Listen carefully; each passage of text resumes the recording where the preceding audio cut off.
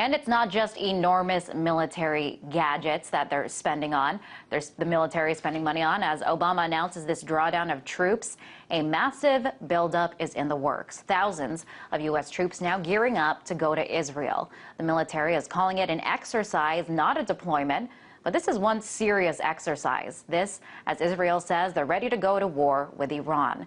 So what's really going on here? Jamal Abdi is in studio to dig deeper into this. Welcome, Jamal. So the U.S. is tightening ties with Israel. What is happening? Well, what is happening on its face is that the U.S. is working to reassure Israel, to reassure Saudi Arabia and the Gulf states that we have their backs, that we have this security blanket in the region, and that they don't have to worry about Iran as a threat. But, as we can see, we're getting closer and closer to war with Iran. Anybody who argues that this, kind of extraordinary confluence of events, the planned exercises by the U.S. and Israel, the exercises that Iran was doing in the Persian Gulf, anybody that argues that those aren't sort of part of a lead-up to eventual military confrontation, I think is probably running out of arguments at this point. And the reason that this is happening is that this is the logical conclusion of our current strategy against Iran. We have sanctions in place with no diplomacy. The only way that that ends is through confrontation. They are calling this particular buildup an exercise and not a deployment. But is there more to it? Well, this is something that has been planned for quite a while now. It's not the first time that this sort of exercise has been done with Israel. But what is being planned is actually, back in September, the U.S. actually provided Israel with an advanced radar, and for the first time actually permanently deployed U.S. troops to Israel. That was a small contingent, though, of a couple hundred troops. What we see now, though, is this much larger exercise, not unprecedented, but definitely something that is going to have an impact right now as we see this sort of tit-for-tat in confrontation between the U.S. and Iran. So we are seeing a lot in that region, as you just mentioned, this permanent presence, and now this massive military exercise. Yeah, and this is to set up, this is for a contingency plan, but I would argue that this is a contingency plan that we're going to see enacted if we don't find a way to change course. The idea is that were there to be a massive war in the Middle East, presumably with Iran, that we would be ready to have set up command within Israel and actually have Israel set up a command center in Europe at the U.S. European Command.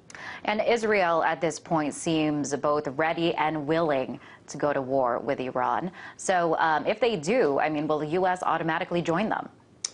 Well, that's the funny thing. Some have said that the Obama administration believes that it could distance itself from an Israeli strike on Iran.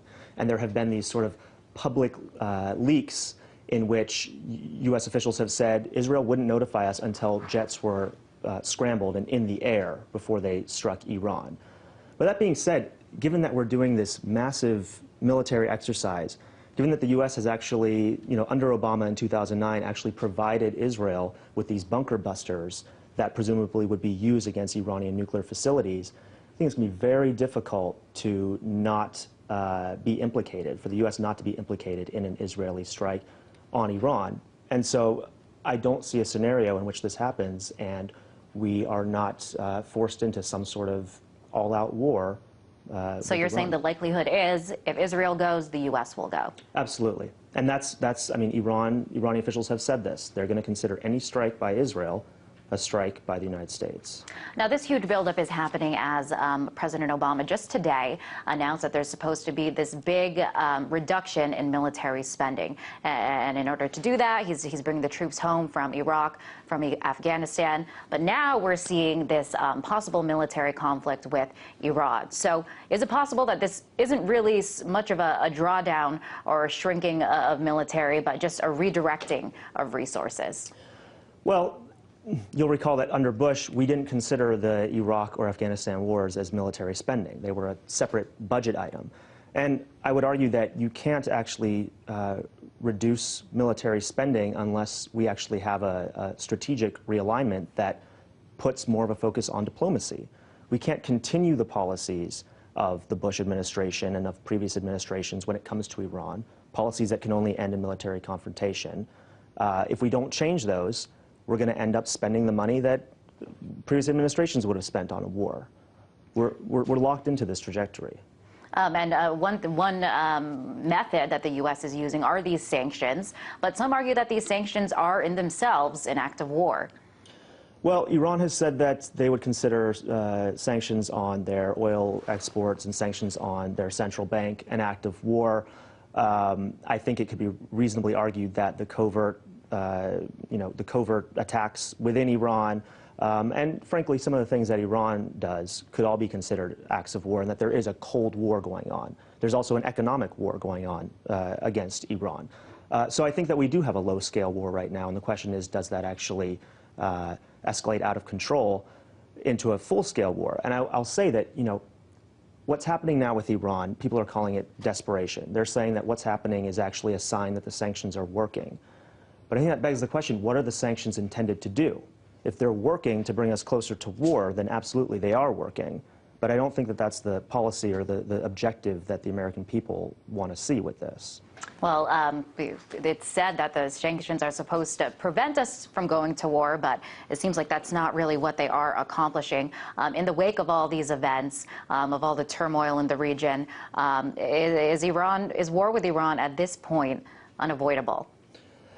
It is avoidable. The question is, will we avoid it? It was announced today, Turkey is working to broker these talks between the P5+1 and Iran. If there's a serious investment in diplomacy, we may be able to get ourselves out of this game of chicken that we've locked ourselves in with, in which we're either going to go to war or somebody backs off. But, given the political situation, given elections coming up in Iran and the United States, it's going to take real political courage to figure out, how do we do diplomacy? How do we take that off-ramp? And until that happens, I think that it will be inevitable. Jamal, thank you for weighing in on this. That was Jamal Abdi, the Policy Director for the National Iranian American Council.